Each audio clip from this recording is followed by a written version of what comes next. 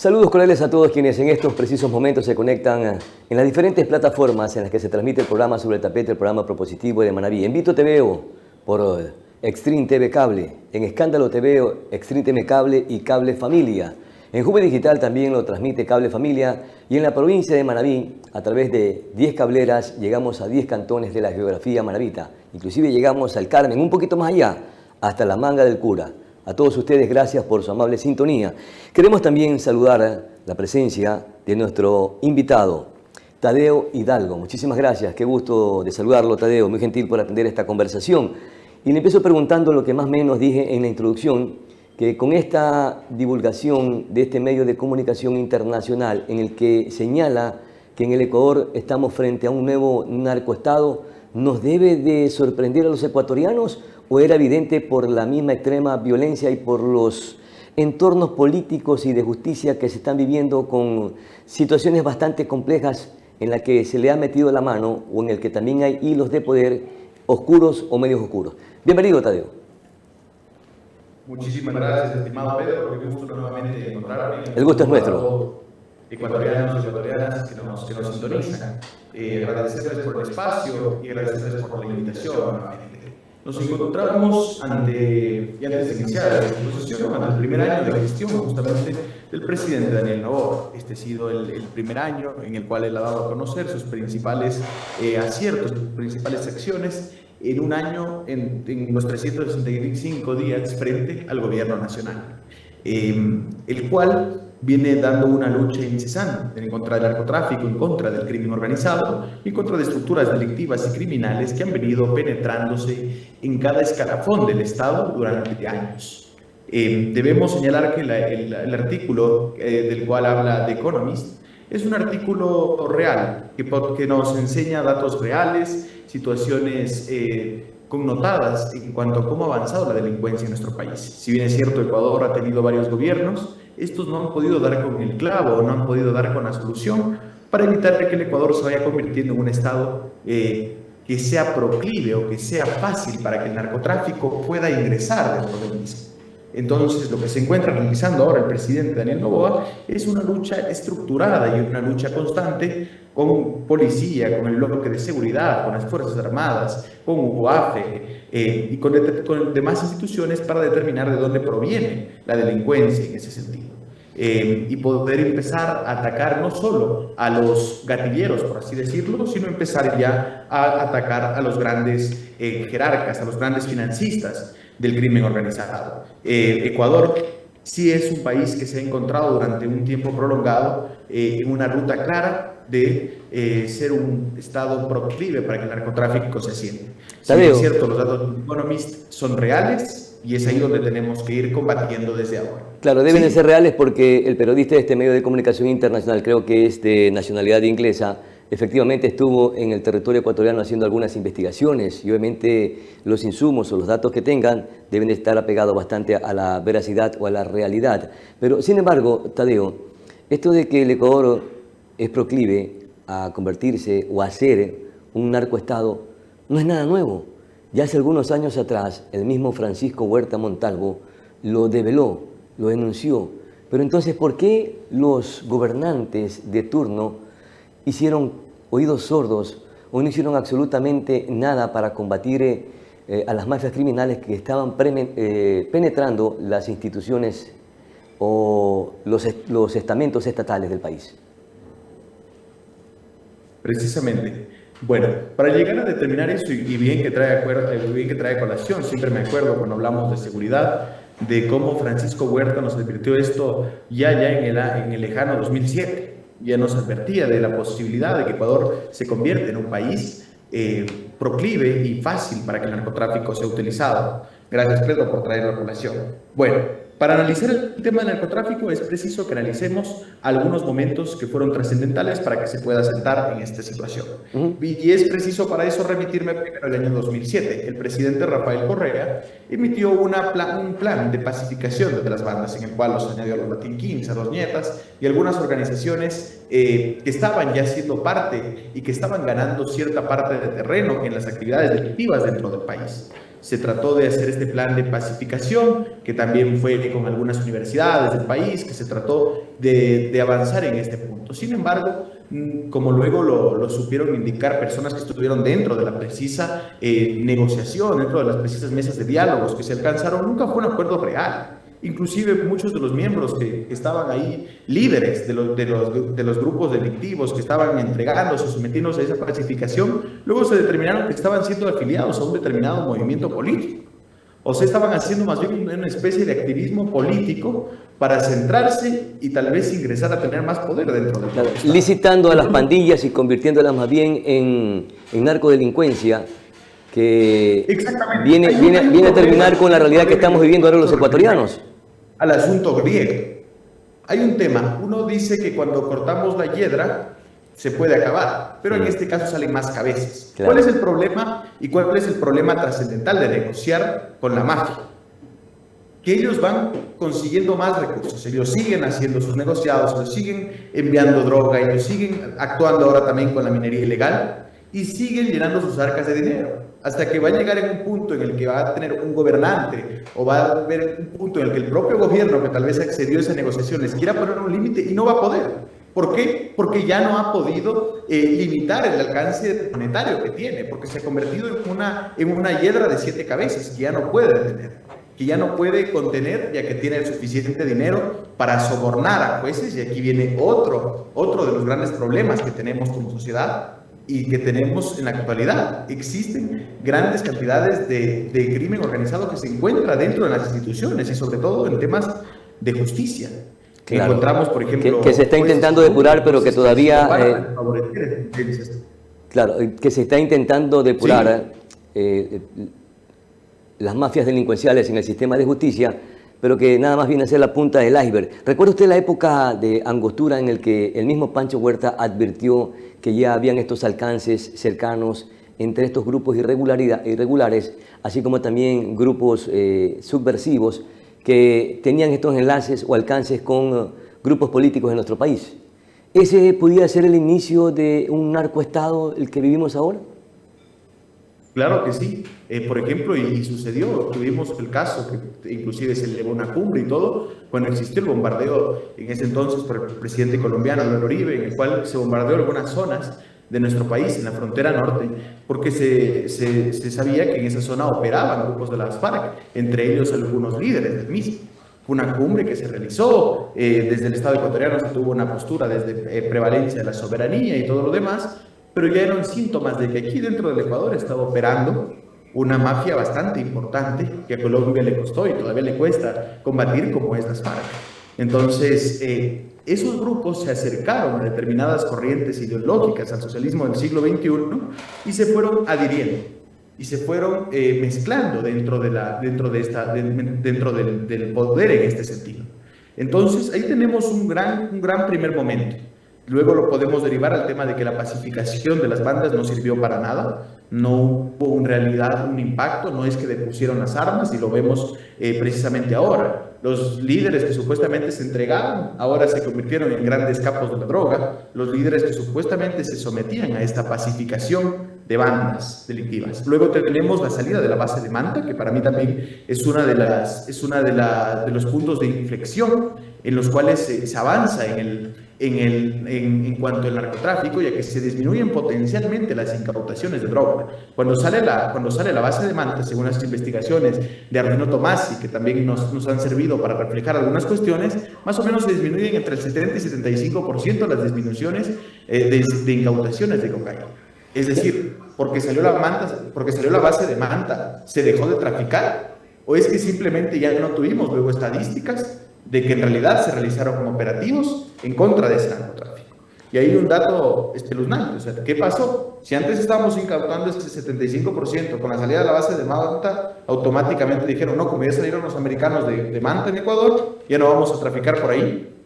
No tiene un sentido de correlación claro ese. Es decir, que el plan de pacificación... Este tema de la perversión de la justicia. ¿De qué, perdón? De la que, sí, le iba a señalar justamente lo que usted mencionaba, que estos dos factores probablemente han sido el hito inicial de que el Ecuador, el país, se convierta en un narcoestado, la pacificación de las pandillas, también la salida de la base norteamericana de Manta. ¿Qué otras cosas en concretas, puntualmente en este gobierno? Porque los otros gobiernos que le sucedieron a Rafael Correa también cometieron errores para seguir permitiendo el fortalecimiento de las mafias delincuenciales y que se mantengan enquistadas en varios estamentos del Estado. Acciones rápidamente del gobierno nacional en las presentes situaciones. Se les ha declarado terroristas a los miembros de la delincuencia organizada mediante estado de excepción. No solamente la policía, sino también las Fuerzas Armadas sirven como fuerza complementaria para combatir a la delincuencia organizada. Se ha determinado y se ha localizado, eliminado y aprendido a objetivos de alto y medio valor. Se ha logrado una disminución del 18%, una tasa de muertes violentas. Se ha logrado también a través, por ejemplo, de la ley de espacio aéreo, que también ya ha salido, se ha logrado la inhabilitación de 33 pistas clandestinas. Este tema de las pistas era algo espeluznante, estimado Pedro, cómo en este país cargaban, desembarcaban avionetas llenas de droga, llenas de dinero, en ese sentido. De igual manera, se ha duplicado en consideración del año pasado la incautación de droga en el Ecuador. Son aproximadamente 227.6 toneladas que ha incautado el Estado ecuatoriano de cocaína en el Ecuador. También de igual manera se ha fortalecido con la entrega de suplementos, de equipamiento a la policía, a los militares. También, mediante el uso progresivo y el uso legítimo de la fuerza, se les ha permitido que puedan combatir y cumplir su deber sin temor a una retaliación judicial a posterior.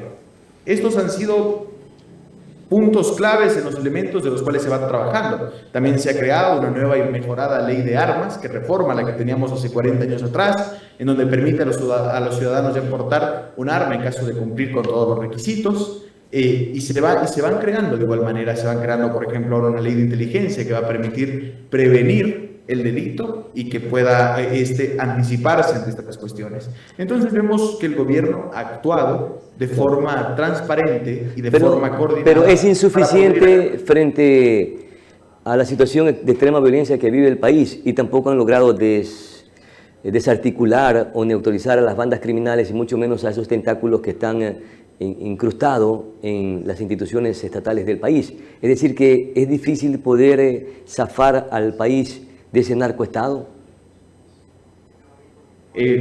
Para liberar al país del narcoestado tiene que saber la ciudadanía y entender, no es un proceso sencillo. Sacar un proceso que ha venido durante años incrustándose en cada parte del estado no es algo que se va a sacar de un año a otro.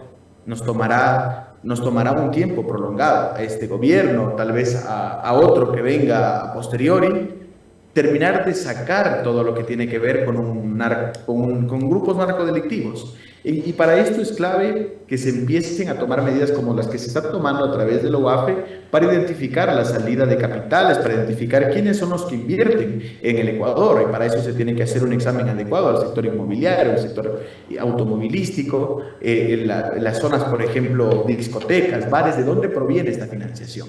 Es por eso que se está acelerando se está trabajando, acelerando una ley de lavado de activos que pueda prevenir, y ahí sí, como decía yo al inicio de mi intervención, poder entender y poder lograr atacar a los grandes financistas del crimen organizado. Otro tema que tenemos que tomar en cuenta es, por ejemplo, el ataque que se le está dando a la minería ilegal. La minería ilegal es uno de los principales motores que tiene el crimen organizado. Ya no es solo un tema medioambiental, sino es un tema de seguridad nacional, cómo a través de esto se mueven grandes cantidades de dinero. Entonces, se está trabajando desde un ambiente en territorio, con el bloque de seguridad, contra las Fuerzas Armadas, y también se está trabajando desde el apartado institucional. Parte de esto se puede ver reflejado, por ejemplo, en casos como los que la Fiscalía General también ha intervenido, como el caso Plaga, Purga, Metástasis, en donde se ha logrado determinar desde influencers de la TV ecuatoriana hasta jueces, presidentes de cortes, el presidente del Consejo de la Judicatura, que se han encontrado coludido y siendo parte de esta nómina de los grupos del crimen organizado. Como vemos, es una lucha ante todos los espacios y ante todos los actores para poder lograr acabar con esto. No es un trabajo sencillo, no es de la noche a la mañana. Hay dos tópicos que usted abordó, Tadeo, en esta última intervención. El uno tiene que ver con el proceso para combatir a las mafias criminales a través de la investigación que viene realizando la Fiscalía General del Estado en Metástasis, Plaga y Purga. ¿Cree que a través de estos instrumentos se está atacando al problema de raíz, sobre todo en el ámbito de la justicia? Sin duda. No digo, se está atacando a la raíz, pero falta, como usted mencionaba, es un tema que se encuentra a la punta del iceberg. Hay muchas personas más que se encuentran siendo parte de esto, que aún tenemos funcionarios judiciales corruptos, es una realidad, que no se la puede negar ni que se la puede ver, y que deberá irse trabajando y que tendrá que irse depurando, se tendrá que promover evaluaciones para ir cambiando ese personal y ir haciendo de una forma ordenada. No podemos hacerlo de una forma de un exabrupto, ya que, como sabemos, luego recurren ante otras instancias y luego terminan, aparte de ser personas vinculadas a grupos delictivos, pasan a ser víctimas por despidos intempestivos o porque tienen que pagarles luego una compensación laboral por sacarles. Entonces, lo que se tiene que hacer es un procedimiento ordenado, legal, claro, respetando el debido proceso, ya que esto es lo que va a dar legitimidad a nuestras acciones. No sacamos nada tomando acciones apresuradas que luego nos van a costar más a los ecuatorianos. Entonces, como mencionamos, temas como purga, plaga, metástasis nos están dando ya un punto de partida para desde ahí poder establecer y poder ir saneando el tema de justicia. El tema de devolver la institucionalidad al país es lo más importante para que podamos alcanzar un Ecuador de seguridad, un país en donde no se respetan las instituciones, un país en donde un ladrón o una persona que ha incurrido en delitos sale el siguiente día, no es un país en el que se puede combatir. Y es frustrante, hemos visto a los policías, a militares, cómo se quejan de que lo que les ha costado aprender a ciertas personas para que en pocos días estén libres. Entonces, este es un trabajo coordinado desde todos los puntos, de todos los sectores, y toma tiempo. Se está trabajando, se están haciendo estas cuestiones, se ha mostrado a la ciudadanía que sí se puede intervenir en esta zona, pero se necesita también, obviamente, tiempo y voluntad política de que todos los sectores apoyen. Por ejemplo, existieron algunas bancadas que no apoyaron el enjuiciamiento político al expresidente del Consejo de la Judicatura, Wilman Terán. Entonces estamos hablando... ¿Qué evidencia eso? ¿Qué evidencia eso, Tadeo? ¿Qué evidencia eso? ¿Sí? ¿Qué evidencia eso, digo? Eso evidencia un claro compromiso de impunidad. Eso evidencia un claro compromiso de impunidad, de no querer esclarecer ciertas cosas, de querer entorpecer la fiscalización adecuada. Y en este sentido, Ecuador tiene que ser realista a la hora que le toque votar. ¿Quiénes son las personas que buscan que se sometan a autoridades a control, a una fiscalización, a todo lo que tiene que ver con revisarse determinadas cuestiones? Todo lo que tiene que ver con fiscalizar, con vigilar, tienen que los ecuatorianos saber que sus representantes deben favorecer a esto. El control político es solo una parte, luego viene obviamente el trámite judicial pertinente y todo lo demás adecuado. Pero si hay desde los actores políticos, desde las fuerzas políticas, quienes se oponen a una correcta fiscalización y a determinar y a poder esclarecer determinados hechos, entonces tenemos un problema muy grande que radica en que hay sectores políticos que se encuentran coludidos o que simplemente no quieren dar claridad a los ecuatorianos de quiénes son las personas que le están afectando y quiénes son los que se encuentran vinculados y son los brazos operativos del crimen organizado a nivel nacional. ¿Y cree que ese mismo narcoestado esté protegiendo a algunos actores políticos, algunos servidores funcionarios de justicia de alto nivel? Si el crimen organizado ha logrado perpetuar y penetrarse dentro de la justicia, no tengo ninguna duda de que también se encuentra coludido en determinadas situaciones políticas, como lo hemos visto ya, por ejemplo, el caso de Pablo Muentes, como hemos visto determinados políticos que ya se han encontrado dentro de estas mafias. Tuvimos un Ronnie Aliaga, por ejemplo, personas que ya han estado de una u otra manera dentro de la política y que han estado formando parte activa de instrumentos de las organizaciones delictivas. Entonces, lo que tenemos que hacer como ecuatorianos primero es, si queremos en realidad sanear eso, pensar en nuestro voto. Si le vamos a dar a una fuerza que ha sido claramente coludida o que se ha demostrado garante de determinados grupos del crimen organizado, no votar por ellos, porque ellos claramente no quieren una fiscalización adecuada, porque ellos no quieren alcanzar la verdad material de los hechos y porque quieren seguir en el Ecuador de la impunidad en el que pacte con el crimen organizado. Y como le dije desde un inicio y me reitero, el que pacta con el crimen organizado está condenado a luego tener que arrodillarse, porque va a llegar en un punto en el que va a ser tan poderoso, y como se menciona, y como por ejemplo lo veía recientemente en algunos videos, ya usan armas de largo alcance, usan inclusive equipaciones de Claro. policías para perpetrar los crímenes que realizan. Es clave que empecemos a atacarlos ahora, mientras más dinero les den, mientras más fuerza les demos, Claro. y mientras les sigan cubriendo, va a llegar a un punto en el que no va a poder el Estado rivalizar completamente con esto. Claro. Y Para eso ya han tenemos diversificado las estructuras financieras criminales, estos grupos narcodelictivos. Mire usted que también señalaba el tema del lavado de dinero, y es que el presidente actual, Daniel Noboa, ha dicho que por años el financiamiento al narco ha estado camuflado en actividades legales.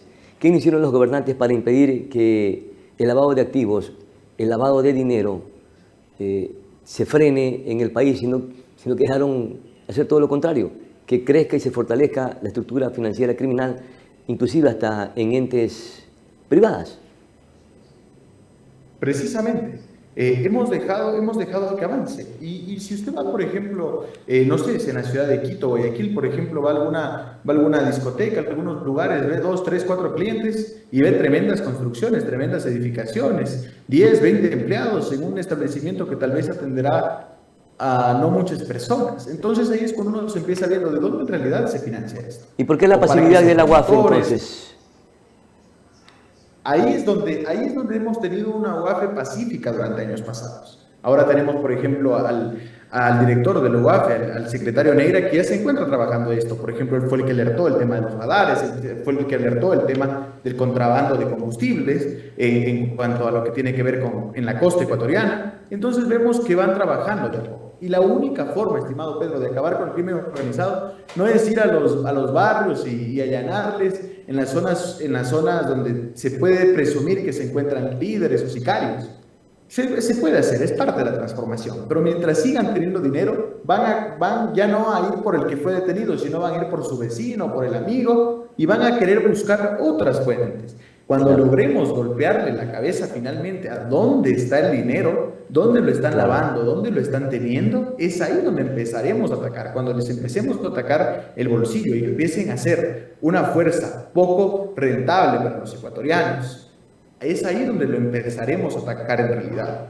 Entonces el trabajo de la UAF, del SRI, el SRI es clave en esta lucha contra el crimen organizado, determinar quién se está enriqueciendo más, quién está facturando más, cómo está en esos temas. Entonces es un trabajo coordinado, interinstitucional, de que se necesita una coordinación exacta con Fiscalía para que esté atenta a las denuncias de los ciudadanos y poder ir esclareciendo estos hechos. Entonces, para atacar los grandes capos de la droga hay que atacar a sus capitales. Claro, desmontar algunas instituciones, como por ejemplo en su momento lo hizo el gobierno de Lenín Moreno con el Ministerio de Justicia, fue un error, así como también ha sido un error no fortalecer o darle nuevas herramientas a los representantes o funcionarios del SNAI, que lamentablemente han permitido que las cárceles de nuestro país se conviertan en cuarteles de los narcodelincuentes.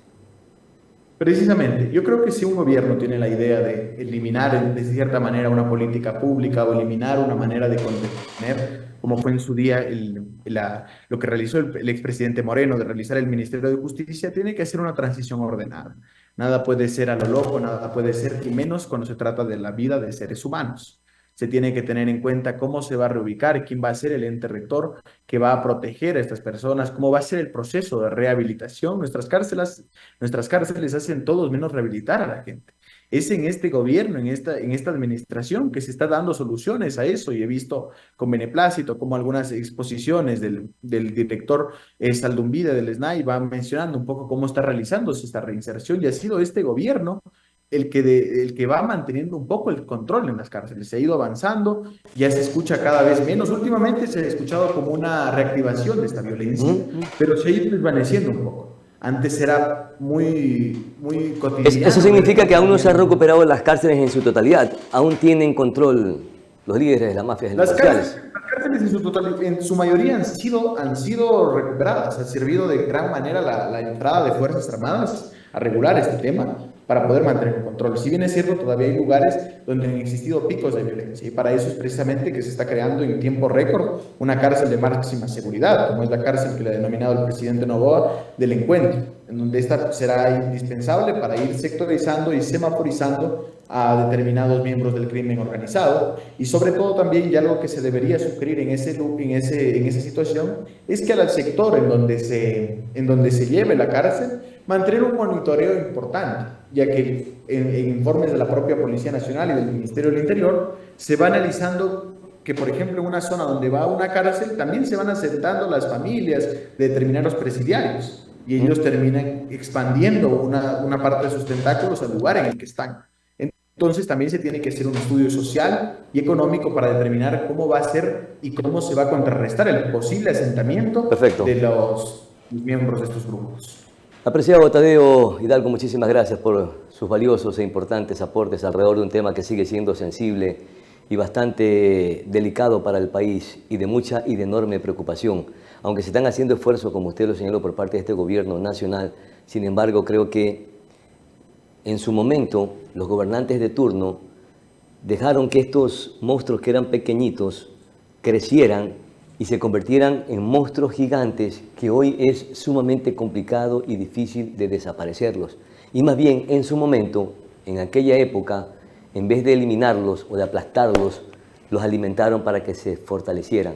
He allí uno de los graves problemas por los que estamos atravesando y esperemos que con el trabajo que se venga realizando a través de todas las instituciones encabezado por el gobernante de turno, sigamos trabajando para poder acabar, eliminar, desarticular o neutralizar a estas bandas criminales que todavía le siguen haciendo daño a los ecuatorianos. Muchas gracias, Tadeo Hidalgo. Muy gentil. Gracias, estimado Pedro, y un saludo fraterno para usted y para todo el pueblo ecuatoriano. De la misma manera para usted.